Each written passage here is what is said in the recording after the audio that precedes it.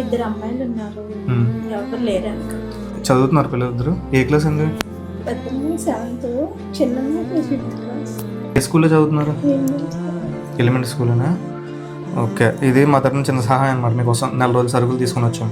మా తమ్ముడిలో భావించండి, ఎవరో బయట వాళ్ళలో చూడకండి. మీకు ఏం ప్రాబ్లమ్స్ ఉంటే చెప్పండి. పిల్లలకి ఏమైనా చదువు పరంగా కానీ మన తరఫు నుంచి అయితే మనం చేద్దాం. అదే కొంచెం ఇబ్బంది అంతే, ఇంకేం కాదు.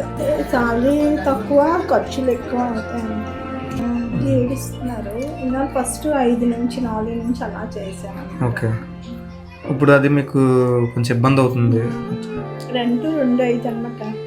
కరెంట్ బిల్లు ఇంకా అలా ఇబ్బంది అవుతుంది. మార్చుకోవడానికి అంటే ఇంకేం ఉండదు, ఇంకా అలా తినడానికి రెంట్కి అలా.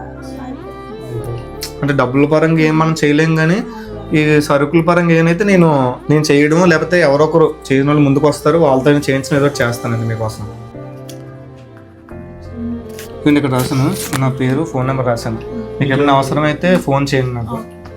సరే అండి, అయితే వెళ్ళొస్తాను. సరే అండి.